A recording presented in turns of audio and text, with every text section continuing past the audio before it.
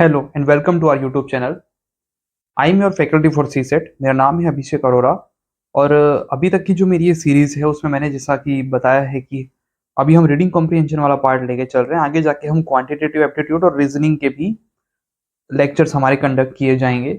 अभी जो है, जो रीडिंग कॉम्प्रिहेंशन की हमारी ये सीरीज चल रही है उसमें मैंने जो लेक्चर 1 था उसमें मैंने रीडिंग कॉम्प्रिहेंशन के जो यूनिवर्सल रूल्स होते हैं वो एक्सप्लेन किए थे। उसके बाद मैंने टेल वर्ड्स एक्सप्लेन किए। जो टेल वर्ड्स अर्थात कीवर्ड्स भी जिनको कहते हैं, assumption, inference, implication, crux, corollary, etcetera etcetera, जितने भी मैसेज, जितने भी जो कीवर्ड थे जो मोस्ट प्रोबेबली पूछे जाते हैं, वो सारे के सारे मैंने उनको एक्सप्लेन किया, एक एक एग्जाम्पल देकर डिटेल में एक्सप्लेन किया। आज का जो हमारा टेल वर्ड है वो है करोलरी। देखिए, करोलरी जो है वो अगर मैं आपको एक्सप्लेन करना हो तो देखिए, डिक्शनरी मीनिंग जो है करोलरी का, वो मैंने देखा है कि वो थोड़ा सा कंफ्यूज काफी करता है। बट मैंने काफी इस पर सर्च किया और काफी सर्च करने के बाद जो मैंने कुछ अच्छे एग्जांपल्स मुझे मिले जो मैं हमेशा देता हूँ वो ये है कि, और जो यूपीएससी का जो पैसे से डील करने का तरीके उससे मैंने जो सीखा कि जो करोलरी है, बेसिकली आप देखेंगे कुछ कॉज और इफेक्ट रिलेशन आपको देखने को मिलेगा। और ये आसान भाषा में आपको समझा रहा हूँ। बात हो रही है कि जैसे कि आपको एग्जांपल देके समझाऊंगा तो आप समझ जाएंगे कि एक कॉज से दूसरा इफेक्ट कुछ आ रहा है। उदाहरण के तौर पर अगर मैं आपसे कहूं कि कोई जगह का कोई मेजर एम्प्लॉयर था, वो बैंकरप्ट हो गया। वो जगह जो थी, उस एरिया का वो मेजर एम्प्लॉयर था। अब देखिए, मैंने शब्द क्या यूज किया, एम्प्लॉयर था, ठीक है। मेजर एम्प्लॉयर था, मेजर एम्प्लॉयर था इसका मतलब बड़ा एम्प्लॉयर था, और बड़ा एम्प्लॉयर था तो नहीं कई सारों को काम देगा। तो बैंकरप्ट हो गया, तो इससे करोलरी क्या निकलेगी? इससे करोलरी ये निकलेगी कि कई सारे जो लोग वहां रोजगार पाते थे वो अब उनकी जॉब्स चली जाएंगी, वहां से शायद डिस्प्लेसमेंट हो जाए और पॉवर्टी भी बढ़े। तो इतनी सारी करोलरीज इससे निकल कर आएगी। और एक और कि शायद लोग दूसरे रोजगार के अवसरों की ओर या दूसरी फर्म्स की ओर ध्यान देने की कोशिश करें। आगे है दूसरा एक एग्जांपल। मान लीजिए कि भाई हाँ, वर्क फ्रॉम होम बढ़ा। वर्क फ्रॉम होम बढ़ने से क्या हुआ? वर्क फ्रॉम होम बढ़ने से भाई एक करोलरी क्या निकल कर आई कि जो ऑफिस स्पेस थी उसकी जरूरत अब कम होने लगी। वर्क फ्रॉम होम बढ़ गया तो ज्यादा बड़े बड़े ऑफिस स्पेस रख के हम करेंगे क्या? जिन इंडस्ट्रीज में हुआ है वहां तो ये चीजें देखी जा सकती है। तो ये करोलरी निकली। दूसरा कि जो कम्यूट करके जाना आना रहता था, सो उनका टाइम काफी बचा, तो उससे क्लाइमेट पे भी इम्पेक्ट आया हो सकता है, या कह लीजिए कि एटलीस्ट उनकी जो लाइफ स्टाइल है उस पर भी इम्पेक्ट आया हो सकता है। एक चीज ये भी हो सकती है कि शायद जो थोड़ी मोनोटोनस लाइफ या पहले जो एम्प्लॉयज के साथ इंटरेक्ट करते थे वो शायद जो फिजिकल इंटरेक्शन कम हुआ है उसके भी कुछ इम्पैक्ट्स निकल कर आए होंगे। पॉजिटिव भी हो सकते हैं तो नेगेटिव भी हो सकते हैं। जहाँ टॉक्सिक वर्क कल्चर हो तो वहां अगर इंटरेक्शन घटा है तो मे बी वो पॉजिटिव हो, या किसी न किसी तरह से तो हो सकता है इंटरेक्शन हो ही रहा हो, चाहे डिजिटली या हम फिजिकल वर्ल्ड में जब मिलते हैं तो फिजिकल इंटरेक्शन होता है। तो करोलरी में एक कॉज से दूसरा इंपैक्ट आया। अब यही कि जो एग्जांपल से आप फिर से सुनिए, जैसे मैंने बताया था कि मेजर एम्प्लॉयर है वो गया तो क्या हुआ, करोलरी क्या निकली कि गरीबी बढ़ेगी, कईयों के सारों के एम्प्लॉयमेंट चले जाएंगे, डिस्प्लेसमेंट हो सकता है, माइग्रेशन हो सकता है, या वो दूसरी कंपनीज की ओर ध्यान दे सकते हैं दूसरे रोजगार के तरीकों पर। वर्क फ्रॉम होम बढ़ा तो मैंने आपको बताया कि जो ऑफिस स्पेस घट जाएंगे, और भी दूसरी करोलरी जो कम्यूटिंग से जुड़ी आपको जो बेनिफिट्स मिले कि कुछ फायदे हो गए, अब जो इतना नहीं करना रहेगा कम्यूट। फिर उसके बाद कहूँ जैसे कि कोविड-19 आया, तो कोविड-19 से जैसे कि कुछ लोग अपने वो लेबर्स थे, जैसे नेशनल इंटरनेशनल मार्केट में भी, जैसे नेशनल है तो जहाँ पे काम करते थे वहां से कहीं अपने गांव चले गए। इंटरनेशनल मार्केट्स में उन उन कंट्रीज से अपनी अपनी जो होम का कंट्री थी उनकी वहां पर लौट गए। तो हुआ क्या, इससे भी एक करोलरी निकली। करोलरी ये निकली कि भाई उनके जो लेबर जो थे वो अनअवेलेबल हुए तो वेज रेट बढ़े। ये करोलरी निकली। ये लगभग सारे एग्जांपल मैंने ऑनलाइन ही देखे थे क्योंकि मैं काफी सर्च कर रहा था। मुझे भी, मैं देख रहा हूँ कि कोरोलरी से जुड़ा यूपीएससी में भी डील करने के तरीकों में इतना कोई ज्यादा दे के रखा नहीं है। और जो मैंने पैसे से डील करने के तरीके देखे तो कई बार एलिमिनेशन ऑफ ऑप्शन से आपका काम हो जाता है। और कई बार होता है कि आपको जो है जो दूसरे जो जैसे यूनिवर्सल रूल्स मैंने बताए हैं कि अपोजिट इन्फॉर्मेशन, रॉन्ग इन्फॉर्मेशन, उससे भी आपका काम हो जाता है। और कई बार तो ये करोलरी वाला एंगल के कॉज एंड इफेक्ट वाला, उससे आपके पैसेजेस सॉल्व हो जाते हैं। तो बिना देर किए अब हम पैसेज से स्टार्ट करेंगे, तो आपको पूरा आइडिया आ जाएगा कि एक्चुअली हम करोलरी बेस्ड पैसेजेस से किस तरह से डील करते हैं। चलिए, जो लोग कहते हैं ना कि छोटा पैसेज तो छोटी मगर मोटी बातें, शक्तिमान में आता था ना, ये कुछ वैसा ही है कि लगते सामान्य से पैसेज है, लेकिन उसमें से करोलरी निकालना कुछ स्टूडेंट्स के लिए इतना आसान नहीं हो पाता। क्लास में मैं देखता हूँ कई बार स्टूडेंट्स जो हैं गड़बड़ी करते हैं इस तरह के पैसेजेस में, जो सामान्य से या छोटे से भी लग रहे होते हैं, छोटी मगर मोटी बातें। तो बात हो रही है कि सबसे पहले तो मेरा जो अप्रोच है यही है कि मैं आपको पैसेज दिखाता हूँ और आपसे कहता हूँ कि वीडियो को पॉज कीजिए और खुद से अटेम्प्ट करने की कीजिए। और किस तरह से अटेम्प्ट करना, यूनिवर्सल रूल्स में मैं डिटेल में डिस्कस कर चुका हूं, तो आप पहला वीडियो देख लीजिएगा, बहुत सारी एडिशनल बातें मैंने बताई है। और दूसरा टेल वर्ड्स वाला भी मोस्ट इंपॉर्टेंट है, वो भी देखिए। ऐसे तो सारे ही देखिएगा, बट आप जो तरीके क्या है, किस तरह से डील करें, वहां मैंने बहुत अच्छे से बताया पहले 2 वीडियोस में। बाद में तो उन तरीकों को डील करके सीधा हम पैसे स्टार्ट कर दें। हिंदी में देखिए, ऑप्शंस, मैंने वीडियो को पॉज कर सकते हैं आप जितना मैंने टाइम दिया उसमें, और हिंदी में ऑप्शंस। तो मैं ये मान लेता हूं कि आपने हिंदी में इंग्लिश में ऑप्शंस भी देख लिए, पैसेज भी हिंदी और इंग्लिश में आपने देख लिया है, पढ़ लिया है, खुद से अटेम्प्ट कर दिया। खुद से अटेम्प्ट करके देखेंगे तो आप कहाँ सही जा रहे थे या कहाँ गलत जा रहे थे वो भी आपको पता चलेगा। अगर आपको लगता है आपको मेरा पॉइंट, कोई पॉइंट अगर सही नहीं लग रहा है, मुझे काउंटर करना है, तो उसके लिए भी यदि आप पहले से पढ़ के चलेंगे तो अच्छा होगा। तो आप मुझसे किस बात पे आप अग्री या डिसअग्री करते हैं वो भी आप बता पाएंगे। चलिए पैसेज डिस्कस करना स्टार्ट करते हैं।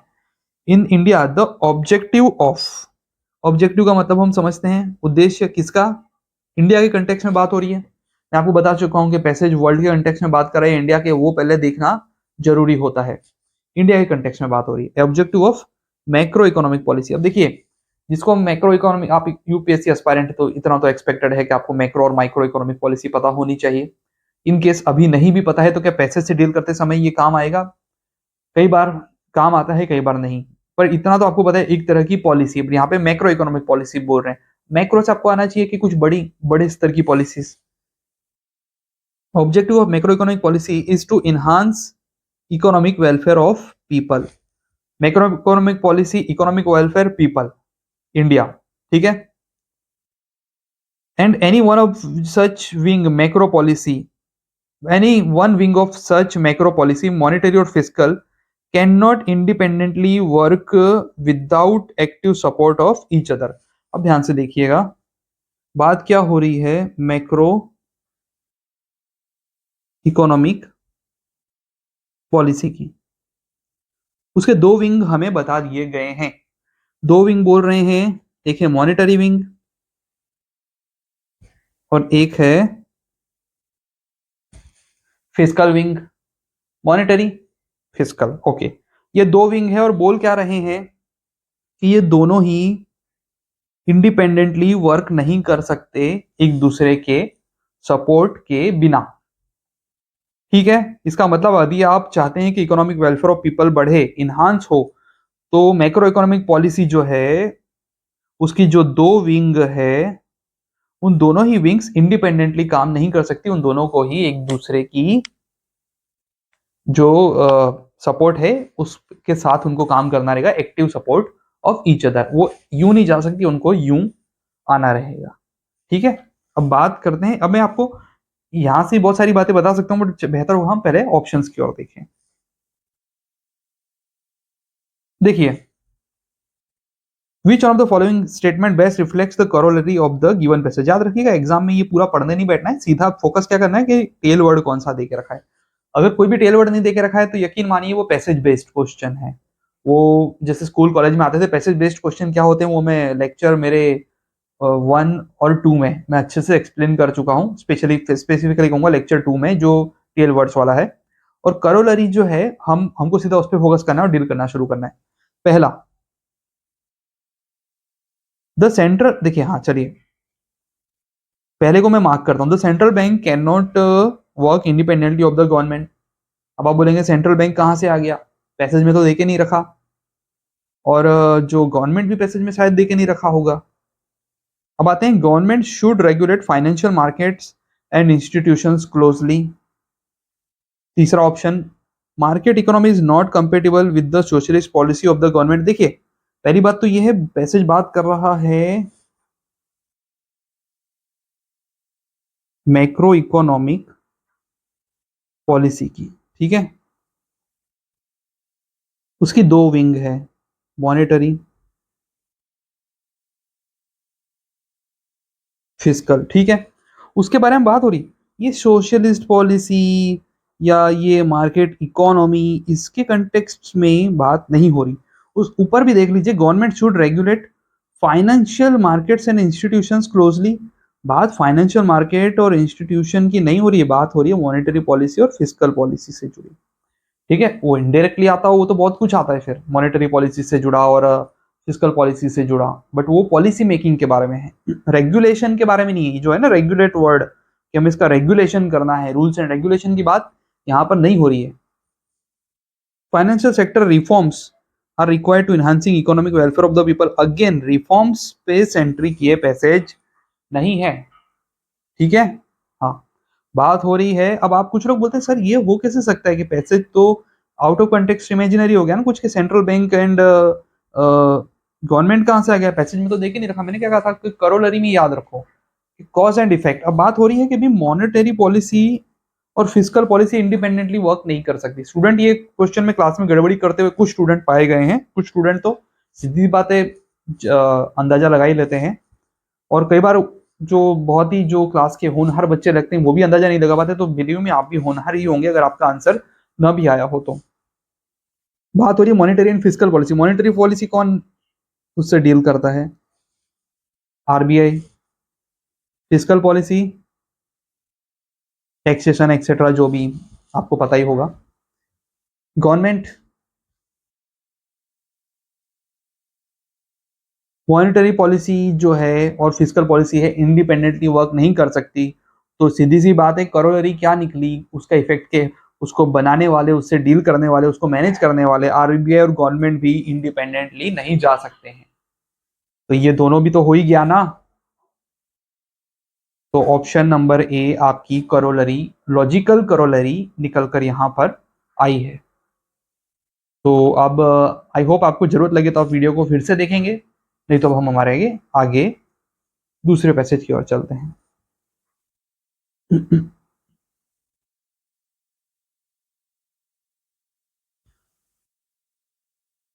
ये जो पैसेज दे के रखा है, पहले आप इसे पढ़िए और ऑप्शन यहाँ पे दे के रखें, खुद से अटेम्प्ट कीजिए, ठीक है। मैं आपको हिंदी में भी दिखा देता हूँ।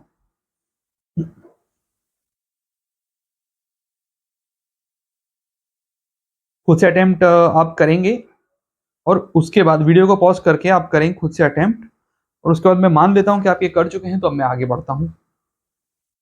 With the digital phenomenon restructuring most social sector, it is little surprise that global trade negotiations are now eyeing the digital area in an attempt to preemptively colonize it। अब देखियो, आप, मुझे तो ये पढ़ के समझ में आ गया, लेकिन आप में से कईयों को यदि नहीं आता है तो वो होता है कि टुकड़ों में बांट लीजिए और धीरे धीरे आप समझ जाएंगे। बात हो रही है कि डिजिटल फिनोमिनन क्या हो रहा है, रीस्ट्रक्चरिंग। अब आपके दिमाग में तुरंत एक मन में आ जाना चाहिए डिजिटल फिनोमिनन क्या है, ये क्या है। मैं भी तो आपके सामने डिजिटल वर्ल्ड का ही हिस्सा बना बैठा हूँ ना अभी, कि डिजिटल फिनोमिनन बढ़ रहा है, स्मार्टफोन्स, गैजेट्स, पता नहीं क्या क्या, अभी तो लिस्ट करने जाओ तो कितनी बड़ी बनती चली जाएगी, ठीक है। रिस्ट्रक्चरिंग मोस्ट सोशल सेक्टर्स, कई सारे सोशल सेक्टर को रिस्ट्रक्चर कर रहा है। Little surprise that global trade negotiation, अब देखो आ गया ग्लोबल ट्रेड नेगोशिएशंस। देखो ग्लोबली, देखो नेगोशिएशन तो आपको पता होगा ना कि भाई आप नेगोशिएट करते हैं मार्केट में जाते हैं तो क्यों, क्योंकि आपको बेस्ट रेट मिल सके, बेस्ट डील मिल सके। तो बेस्ट डील चाहिए किसमें, ट्रेड में। चलो trade negotiation, trade negotiation locally होते हैं। ग्लोबल ट्रेड नेगोशिएशन यानी कि वर्ल्ड वाइड, यानी कि जैसे कि आपने डब्ल्यूटीओ जैसे फॉरम पे है, जो नेशन एक दूसरे से आपस में डील करते हैं। जरूरी नहीं कोई बीच में फॉरम, यहाँ पे आप डब्ल्यूटीओ को बीच में बेवजह मत ले आइएगा, अगर रेलेवेंट हो तो हम लाएंगे, अगर आगे कुछ आता है तो। जो ग्लोबल, जो जितने भी ट्रेड डील्स होंगे उसमें बात हो रही है कि भाई डिजिटल एरिया जो है उसको कोलोनाइज करने की कोशिश की जा रही है। Now eyeing on digital area colonise it. अब ध्यान रखिएगा, कोलोनाइजेशन शब्द आ गया। आपने कोलोनाइज का क्या मतलब समझा है, आप इंडिया को कॉलोनी बना के रखा था, फिर चाइना पे भी अटैक किया था जापान ने, और जो जर्मनी भी चाहता था कि उसकी कॉलोनीज बढ़े। तो इवन जो अमेरिका जो है उसने अपनी इंडिपेंडेंस की लड़ाई जो लड़ी थी वो डीकोलोनाइजेशन की ही लड़ाई थी, कि जो ब्रिटेन से इंडिपेंडेंट होके जो अमेरिकन वहां पर एक अलग ही नेशन बन गया। तो कॉलोनाइज का मतलब क्या होता है कि पूरी तरह से उस पे अधिकार क्षेत्र पा लेना, और ये कोई बहुत सकारात्मक वर्ड नहीं है। कॉलोनाइज शब्द जो है थोड़ी सी नेगेटिविटी कैरी कर कर चलता है। तो बात हो रही है कि global trade negotiations are eyeing to eyeing the digital area in an attempt to preemptively colonise it.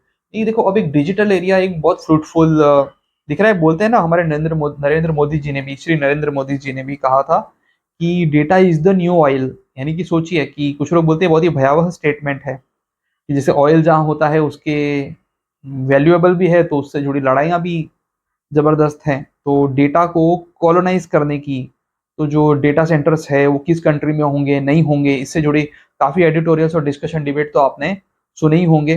कहते हैं अपने डेटा सेंटर्स, अपनी डेटा कंपनीज खड़ी करो। भले आपको इतना टेक्निकल नॉलेज यहाँ पर नहीं भी काम आए इतना, लेकिन इतना तो आपको समझ में आ गया कि बात हो रही है डिजिटल एरिया बढ़ रहा है, डिजिटल एरिया का इंपॉर्टेंस बढ़ रहा है, और उसको कॉलोनाइज यानी कि वहां पे पूरी तरह से छा जाना, अधिकार क्षेत्र कर लेना, ताकि एक्सट्रैक्ट आप अपना मनमाने तरीके से एक्सट्रैक्शन कर सको।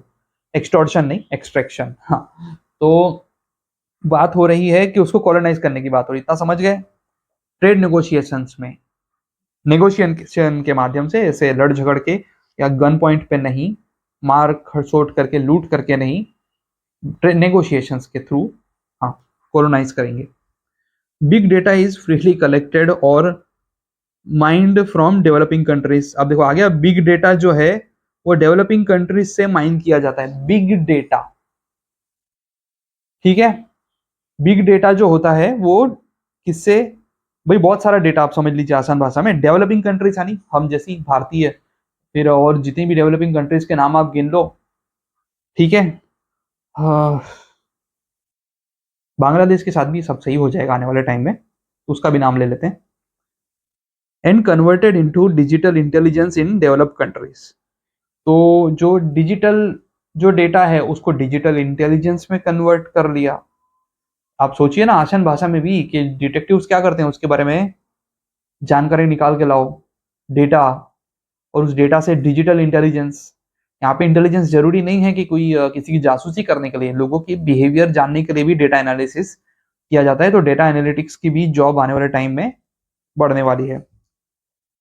तो डिजिटल इंटेलिजेंस डेवलप कंट्रीज में कर दिया जाता है। लिया कहाँ से जाता है, डेटा लिया जाता है डेवलपिंग कंट्रीज से, डिजिटल इंटेलिजेंस में कन्वर्ट कहाँ किया जाता है, डेवलप्ड कंट्रीज में। और उसके बाद वो क्या करते हैं, this intelligence begins to control different sectors and extract monopoly rents. अब देखो ना, एक बार भी आपका भाई कहते हैं ना कि मन आपका एक, आप टॉप पे पहुंच गए। जैसे गूगल के बारे में कहा जाता है कि कुछ लोग गूगल पे ये आरोप लगाते हैं कि वो मोनोपोली रेंट ले रहा है। जैसे वो application play store, app store पे जो चार्जेस होते हैं, तो उसके बारे में कहा जाता है कि वो काफी कर रहा है। और एक कोई गेम, शायद फोर्टनाइट गेम है, मुझे इतना याद आ रहा है, उससे जुड़ा भी इश्यू आया था कुछ देर के, भाई वो उसको गूगल की जो प्ले स्टोर है उसको वो अवॉइड करना चाहता था, तो उसने कुछ एक्सटर्नल लिंक प्रोवाइड कर दी, तो वो गेम शायद बैन हो गई थी। और जिन फोन्स में वो गेम इंस्टॉल्ड थी वो न जाने कितने कितने रुपए में बिके थे। तो बात हो रही है कि मन चाहे ढंग से फिर वो आपसे पैसा कमा सकते हैं। जैसे कि कुछ लोग ऐसा कहते हैं कि कई कंपनीज है वो फ्री में चीजें पहले प्रोवाइड करती है और बाद में फिर आपसे मोनोपोली मन चाहे, आने वाले टाइम पे जब मार्केट में कंपटीटर्स नहीं बचते हैं तो मन चाहे रेंट्स वसूले जाते हैं, अर्थात कि मन चाहे दाम। A large foreign company providing cab service, for instance, is not a network of cars and drivers. It is digital intelligence about commuting, public transport, roads, traffic, city events, personal behavior characteristics of commuters and drivers, and so on.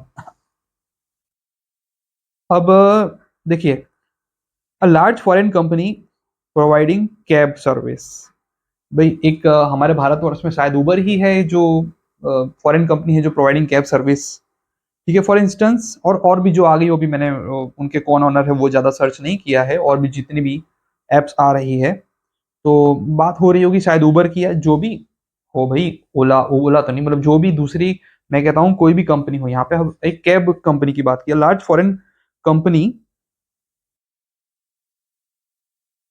Providing cab service for instance, बोले कि वो सिर्फ cab driver का network नहीं है, cab का और driver का, मतलब वो ड्राइवर का और पब्लिक का। बात हो रही है कि डिजिटल इंटेलिजेंस अबाउट कम्यूटिंग। आपने देखा होगा ना कि इस जगह पर भीड़ कम होगी, ये सुना है आपने कभी, इस जगह पर भीड़ भाड़ कम होगी, यहाँ से हम लेते हैं, ट्रैफिक कम हो, ऐसी एरिया बताते हैं। प्लस आपने देखा होगा कि इन इन जगहों पर अभी जो है फेस्टिवल्स चल रहे होंगे या कोई इवेंट चल रहे हैं, तो वहां पे लोगों का रश ज्यादा रहेगा, उससे रिलेटेड डेटा। प्लस आगे बोल रहे हैं public transport, road traffic, city events, personal behavioural characteristics of commuters and drivers and so on. इसके आपने कई सारे एग्जांपल देखे होंगे, कई बार ड्राइवर्स के साथ में आपके पंगे हो जाते हैं, कैब ड्राइवर्स के साथ में। तो मुद्दे की बात यह है कि उनका डेटा कि भी वो पर्सन कैसा है, वो क्या इन दोनों में से कैब ड्राइवर सही है या वो जो कैब में बैठा है वो सही है, कौन सही है कौन गलत है, उसका भी एनालिटिक्स एंड उसका भी डेटा।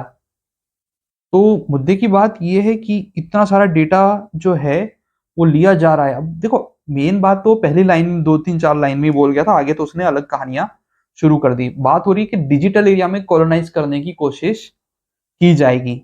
अब इससे रिलेटेड कोरोलरी क्या निकल के आएगी, कुछ लोग कोरोलरी बोलते हैं, कुछ लोग करोलरी बोलते हैं, मुझे एग्जैक्टली पता नहीं। Which one of the following is the most logical and rational corollary of the above passage. मुझे सीधा इस पे ध्यान देना है, यहाँ मैंने पूरा पढ़ लिया, वो एक अलग बात है। Globalisation is not in the interest of India as it undermines socio economic structures. देखो, globalisation is not in the interest of, हमें ग्लोबलाइजेशन से कोई इश्यू नहीं है, जो कॉलोनाइजेशन हो रहा है उससे इश्यू है। ठीक है। India should be careful to protect its digital sovereignty in global trade talks, ये हो सकता है। India should charge monopoly rents from multinational companies in exchange of big data. देखो, बात हो रही है नेगोशिएशंस की। अब जो डेटा वो एक्सट्रैक्ट कर रहे हैं भाई, वो पैसे सर्विस भी तो प्रोवाइड कर रहे हैं सामने, तुम उनसे क्या अभी रेंट लोगे, वो रेंट ले सकने की स्थिति में आ जाते हैं। ठीक है। तो ये मार्केट में एक फेयर प्ले का बात होती है। The loss of big data from India is proportional to the degree and value of its foreign trade. देखो, ये फॉरेन ट्रेड से प्रोपोर्शनल है, ये कॉरोलरी तो नहीं है, एक जनरल स्टेटमेंट के तौर पे ये दे दिया है। और सिर्फ फॉरेन ट्रेड से रिलेटेड डेटा क्यों हो सकता है भाई, फॉरेन ट्रेड से रिलेटेड हो, फॉरेन ट्रेड से रिलेटेड ना हो, किसी और तरीके से हो। पर मुद्दे की बात है, मेरा आंसर तो मुझे ये बी में ही मिल चुका था, जो सबसे बेस्ट ऑप्शन मुझे लग रहा है, मैं उसके साथ जा रहा हूं। India should be careful to protect its digital sovereignty in global trade talks. Definitely बात हो रही है ना कि डिजिटल ट्रेड टॉक्स जो होंगी वहां पर कोलोनाइजेशन की कोशिश शुरू हो जाएगी। तो करोलरी क्या निकली कि इंडिया को अभी जो है अपना जो ट्रेड टॉक्स जो है उसमें अपने ही इंटरेस्ट को प्रोटेक्ट करना रहेगा। यही सबसे बेस्ट करोलरी यहां पर निकल कर आती है। चलिए,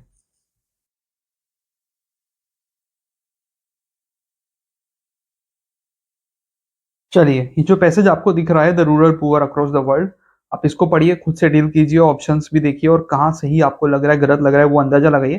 फिर मैं इसको डिस्कस करना स्टार्ट करूंगा। वीडियो को पॉज कीजिए और इसे पढ़िए। हिंदी में भी दिखा दिया मैंने आपको, वीडियो को पॉज कीजिए, जिनको लगता है हिंदी उनकी अच्छी है या हिंदी में अटेम्प्ट करने वाले हिंदी में पढ़िए। अब मैं अज्यूम करके चल रहा हूं कि आपने ये पढ़ लिया है। ठीक है। अब मैं अज्यूम करके चल रहा हूं कि आपने ये पढ़ लिया है, तो अब मैं इसे खुद से डील करना स्टार्ट करता हूं। Rural poor across the world, अब देखिए बात हो रही है रूरल पुअर की अक्रॉस द वर्ल्ड। ठीक है।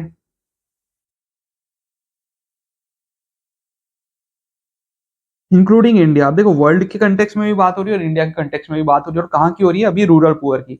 अभी दूसरे जो रिमेनिंग पुअर्स हैं जो अर्बन एरिया में हो एक्सेट्रा एक्सेट्रा, उसकी कोई अभी बात हो नहीं रही है। आगे पैसेज किस तरह से बढ़ता है हम उसके आधार पर देखेंगे।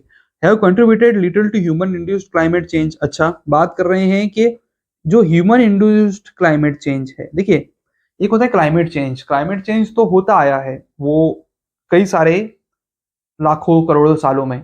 अभी हम क्लाइमेट चेंज को लेकर इतना रोज चीख चिल्ला क्यों रहे हैं, क्योंकि ये ह्यूमन इंड्यूस्ड क्लाइमेट चेंज है, अर्थात ह्यूमन की जो एक्टिविटीज बढ़ी है उसके आधार पर जो क्लाइमेट में जो चेंज आना शुरू हुआ है, जो जनरली नहीं आता, वो अब जो आना शुरू हुआ है उसको कहते हैं ह्यूमन इंड्यूस्ड क्लाइमेट चेंज। यहाँ स्पेसिफिकली बता दिया गया है कि जो ह्यूमन इंड्यूस्ड क्लाइमेट चेंज है उसमें रूरल पुअर का इतना रोल नहीं है, यानी बिटवीन द लाइन्स उन्होंने जो बोलना था वो बोल दिया कि रिमेनिंग पुअर्स का, या जरूरी नहीं है सिर्फ पुअर का। हाँ, जरूरी नहीं है सिर्फ पुअर का, रिच भी तो हो सकते हैं। Yet they are on the front line of coping with it effect. देखो फ्रंट लाइन पे है वो लोग, फ्रंट लाइन पे है किस मामले में, इफेक्ट के मामले में, यानी कि सबसे पहले जिन पे इम्पैक्ट आएगा वो होंगे rural poors across the world, across the globe. Farmers can no longer rely on historical averages for rainfall and temperature, and more frequent and extreme weather events such as droughts and floods can spell disaster। अब देखो बात हो रही है कि farmers जो है historical average no longer rely on. देखो हिस्टोरिकल एवरेज मेरे पिछले जो पैसेजेस में भी जो इस दूसरे टेल वर्ड से जुड़े उसमें डिस्कस किया गया था, जैसे कि पहले के समय के जो आपके डेटा थे, लेकिन क्लाइमेट बदलने लगता है, जो क्लाइमेट स्मार्ट एग्रीकल्चर से जुड़ा एक जो पैसेज था कि क्लाइमेट अब चेंज होने लगा है, तो ऐसे में पिछले टाइम के जो अब जैसे पहले इतनी रेनफॉल तो होती थी इन मंथ्स में, अब उस पे इम्पैक्ट आना शुरू हो चुका है कि वो अब फ्लक्चुएशन इतना हो चुका है, कभी ज्यादा रेन हो जाती है, कभी कम हो जाती है, कभी सूखा पड़ जाता है, कभी सूखा नहीं पड़ता। जो पहले का ट्रेंड था उसके आधार पर हम नहीं चल सकते हैं, तो अब फार्मर्स उस आधार पर रिलाई नहीं कर सकते हैं, ये बता दिया। अब बोल रहे न्यू थ्रेट्स सच एज सी लेवल राइस, ओहो, मेल्टिंग ग्लेशियर्स, अरे बाप रे, और वाटर सप्लाई। बात हो रही है कि जो सी लेवल राइस हो रहा है, देखो शुरुआत कहाँ से की, क्लाइमेट चेंज रूरल पुअर पे बहुत असर आएगा। बाद में बोल रहे हैं कि जो हिस्टोरिकल एवरेजेस लेके चलते थे रेनफॉल एक्सेट्रा एक्सेट्रा की, जो क्लाइमेट से जुड़े फिनोमेना की, तो या वेदर से जुड़े फिनोमेना की, तो उस पर इम्पेक्ट आ रहा है। बाकी क्या बचा था, बोल रहे हैं कि भाई सी लेवल राइस भी तो हो रहा है, प्लस ग्लेशियर भी पिघल रहे हैं, सी लेवल यानी कि बर्फ पिघल रहा है, सी लेवल राइज हो रहा है, भाई बाकी क्या बचा, तो बोले वाटर सप्लाई पे इम्पेक्ट आएगा। How significant are small farms, अब बोल रहे हैं कि जो स्मॉल फार्म्स है कितने सिग्निफिकेंट है, क्या उनका कोई इंपॉर्टेंस है, यहाँ पे इसका मतलब ये है, पूछ रहा है। As many as 2 billion people worldwide depend on their food and livelihood, यानी कि 2 बिलियन पीपल जो है लाइवलीहुड के लिए स्मॉल फार्म्स पे डिपेंडेंट है। यानी वर्ल्ड की पॉपुलेशन कितनी है, 7 बिलियन 8 बिलियन समथिंग, 2 बिलियन उसमें से यानी 200 करोड़ लोग स्मॉल फार्म्स पे लाइवलीहुड के लिए निर्धार उस पे चलते हैं, उस पे उनका आधार है। तो बात ये हो रही है कि इतना ज्यादा इंपॉर्टेंस स्मॉल फार्म्स का है। आगे बोल रहे हैं कि भाई small holder farmers in India produce 41% of the countries food grains. अब देखो स्मॉल होल्डर्स जो कंट्री का जो 100% प्रोडक्शन है उसका 41% स्मॉल फार्म होल्डर्स कर रहे हैं। हमें लगेगा कि लार्ज वाले ज्यादा कर रहे होंगे, कर रहे हैं, पर बात करी जो 41% कोई छोटी बात नहीं होती, पूरे देश की बात हो रही है, उसका 41% स्मॉल फार्मर्स कर रहे हैं, small landholders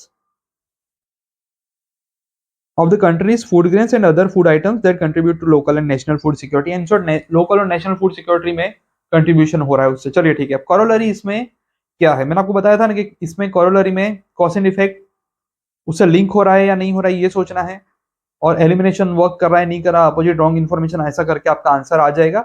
इस स्टेज तक आते आते आप में इतनी मैच्योरिटी आ चुकी थी जो मैंने पहले से कई सारे लेक्चर्स में आपको सिखाया है। अब बात हो रही है, देखिए poor countries have little role to play in the mitigation of global warming. अरे भाई 2 बिलियन पीपल वर्ल्ड वाइड जो है वो स्मॉल होल्डर्स हैं, तो चाहे पुअर कंट्री में वो हो या चाहे वो कहते हैं रिच कंट्री में हो, रिच कंट्री में भी कुछ पार्ट तो पुअर होता ही है ना, जो जो ऐसे कुछ क्लस्टर्स बनाए जाते हैं कि कुछ कुछ अर्बन सेंटर्स बढ़ चुके हैं या रिच सेंटर्स बढ़ चुके हैं, लेकिन जो पुअर लोग हैं वो तो हर जगह मौजूद हैं, चाहे कितनी रिच कंट्री हो। ये गया, और उनका रोल प्ले करने को क्यों नहीं है, मतलब क्यों नहीं है ऐसा मैं बोल रहा हूँ कि क्यों नहीं है, करेंगे वो role play. 2 billion farmers worldwide है, कई सारे तो रूरल पुअर कंट्रीज में होंगे ना, कई सारे ज्यादातर तो डेफिनेटली उनका रोल है। Due to large number of farmer households India will not have food security problem in the foreseeable future. अरे भाई लार्ज कहते हैं कि भाई large number of farmers household होने से क्या हो जाएगा, फूड सिक्योरिटी नहीं आएगी। ये तो देख लो पैसेज में तो कहा हुआ है कि भाई ग्लेशियर पिघल रहा है ना।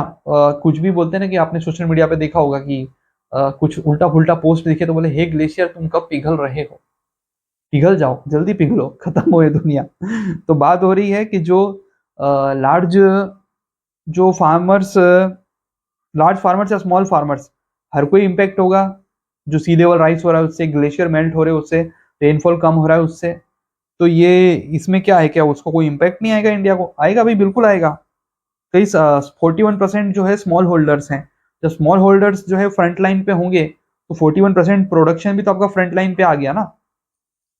Only small holders farmers in India can ensure food security. अब देखो ये ओनली के कारण भी गड़बड़ हो रहा है भाई। 41% ये लोग कर रहे हैं, 59% तो भाई बिग होल्डर्स है ही है ना, या लार्ज।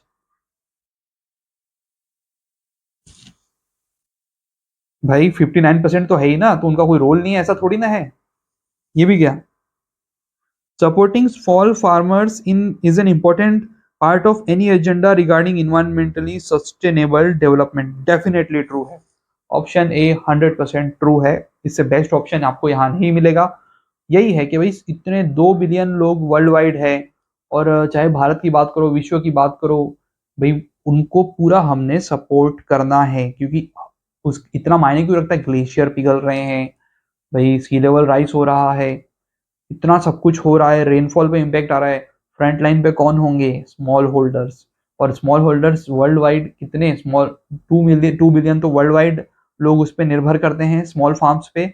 और भारत का जो प्रोडक्शन है उसका 41% कौन संभाल रहा है? Small holders. तो हमें स्मॉल होल्डर्स को ध्यान में लेके चलना रहेगा। तो ऑप्शन नंबर ए आपका सही आंसर है जी। अब हम हमारा नेक्स्ट पैसेज देखते हैं।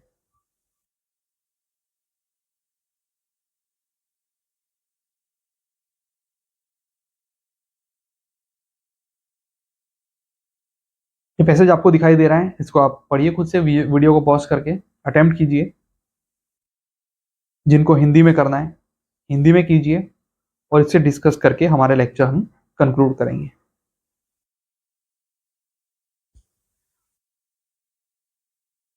अब मैं मान लेता हूं कि आप पढ़ चुके हैं, मैं स्टार्ट करता हूं। Many pathogens cause food borne illness are unknown. अच्छा देखो, फूड बॉर्न यानी कि फूड से होने वाली जो इलनेस यानी कि बीमारियां कॉज करते हैं, कई सारे ऐसे पैथोजन अननोन है, यानी हम उन्हें पता तक नहीं कर पाएंगे कौन से हैं वो, लेकिन वो एग्जिस्ट करते हैं। Food contamination can occur at any stage from farm to plate. देखिए, फार्म टू प्लेट या फार्म टू फॉक ऐसा कुछ समथिंग कुछ कहा जाता है कि भाई फूड कंटेमिनेशन किसी भी स्टेज पर, देखो फार्म से निकला, डिस्ट्रीब्यूशन में गया, उसके बाद आप तक पहुंचा, जो होलसेलर्स, रिटेलर्स एक्सेट्रा एक्सेट्रा आप तक पहुंच गया, आपके घर तक पहुंच गया, किसी भी स्टेज पर कंटेमिनेशन हो सकता है, इसके बारे में बात कह दी गई है। कंटेमिनेशन फार्म टू प्लेट, ठीक है। Since most cases of food poisoning go unreported, the true extent of global foodborne illness is unknown. अब देखो इसमें बोल रहे हैं अनरिपोर्टेड होने के कारण कितना एक्सटेंट है, हाँ, हमें नहीं पता। जैसे कि कोरोना हुआ था, उसके बारे में भी कहा जाता है कि कुछ लोगों ने इंटेंशनली अंडर रिपोर्टिंग किया है। कुछ लोग का कहना है कि भाई कुछ जगहों पे तो रिपोर्टिंग ही नहीं हुआ, यानी सरकार की इंटेंशन भी रही होगी कुछ लोगों की, तो भी वहां पर वो ऐसे लोग पकड़ में नहीं आए, यानी अनरिपोर्टेड चले गए, ठीक है। हाँ, तो सम बोल रहे हैं कि भी हाँ कितना टू एक्सटेंट अननोन, ठीक है। Improvement in international monitoring have led to greater public awareness, yet the rapid globalization of food production increases consumers' vulnerability while making food harder to regulate and trace। मैं पढ़ गया हूँ speed से, मैं आपको आसान भाषा में समझा देता हूँ कि बोलने कि इंटरनेशनल मॉनिटरिंग जो है उसको इम्प्रूव करेंगे और पब्लिक अवेयरनेस बढ़ाएंगे। भाई मॉनिटरिंग इम्प्रूव किया, चलो पब्लिक अवेयरनेस बढ़ाया, बढ़िया। और उसके बावजूद बोल रहे हैं कि yet the rapid globalisation of food production increases consumers vulnerability by making food harder to regulate and trace. चाहे कितना ही मॉनिटरिंग सिस्टम इन प्लेस ले आओ, चाहे कितनी अवेयरनेस बना लो, ग्लोबलाइजेशन बढ़ रहा है और इतनी स्पीड से बढ़ रहा है कि चाहे हम ओवरनाइट तो वो सारे स्ट्रक्चर्स नहीं ला सकते ना। ओवरनाइट हम कहते हैं कि जो अवेयरनेस नहीं बढ़ा सकते, मॉनिटरिंग नहीं बढ़ा सकते। तो बात हो रही है कि वल्नरेबिलिटी बढ़ रही है। देखो, rapid globalisation, vulnerability by making food harder to regulate and trace, harder trace, ठीक है। We have the world on our plates. अब देखो, says an official of W H O का एक ऑफिशियल कह रहा है वर्ल्ड ऑन आवर प्लेट।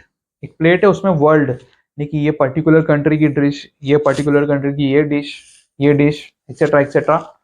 तो आपने ये कई सारे ऑप्शंस के बारे में सुना होगा, कई सारे फूड जो आइटम्स है उसके बारे में सुना होगा, देश विदेश में वो ट्रैवल कर रहे हैं, यहाँ के भी कहीं बाहर जाते हैं, पेश किए जाते हैं और कहीं बाहर के यहाँ आते हैं।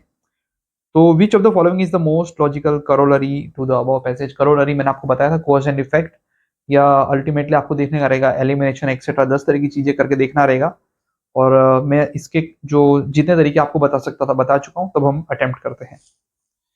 Globalisation of food production should be curtail. अब देखो, सबसे पहली बात तो ये है, इतने सारे पैसे देख लिए, ये एक तरह का एक्सट्रीम स्टेटमेंट ही बन जाता है कि फूड प्रोडक्शन का जो ग्लोबलाइजेशन है उसको कर्टेल करना है। भाई अगर मैं इसका काउंटर करता भी तो बोल सकता हूँ, जो पैसेज में देके रखा है कि हमने जिस स्पीड से ग्लोबलाइजेशन बढ़ रहा है उस स्पीड से हमने कोशिश करनी कि मॉनिटरिंग भी करे और अवेयरनेस भी बढ़ाएं, तो ये तो ऐसे ही गलत हो गया। We should depend on the local produce food only. मैंने आपको बताया था ओनली आते एक्सट्रीम आ गया है, और पैसे जिसको ओनली को सपोर्ट भी नहीं कर रहा। अगर सपोर्ट कर रहा होता तो हमारे पास कोई ऑप्शन नहीं रह जाता, ये भी गलत हो गया। Food processing is the source of all food borne illness. Again any only all, मैंने आपको बताया था 99% केस में गलत होता है, 1% केस में सही होता है। ऐसे पैसेजेस मैंने देखे भी हैं कि जहां पे ऑल होने के बावजूद सही हुआ था। तो यहाँ पे क्या है कि ऑल जो दे के रखा है ना, ये ही गलत है। यहाँ पर पैसेज जिसको ऑल को सपोर्ट नहीं कर रहा कि food processing is the source of all food borne illness, ऐसा नहीं कहा गया है। किसी भी स्टेज पे कंटेमिनेशन हो सकता है, और ये बात कही गई है, लेकिन पूरा का पूरा जो डिसीजेस है वो फूड प्रोसेसिंग से ही आ रही है, ऐसा कहीं नहीं कहा गया। ये भी गया। बचा एकमात्र आपका अकेला ये सही है। With more options for food come more risks. बोल रहे हैं ना कि भाई ग्लोबलाइजेशन हो रहा है लेकिन अवेयरनेस नहीं बढ़ रहा और मॉनिटरिंग नहीं हो रहा, लेकिन फूड हम जो वर्ल्ड का जो फूड है वो हमारी प्लेट पे आ चुका है, तो अच्छा इस देश का ये फूड है।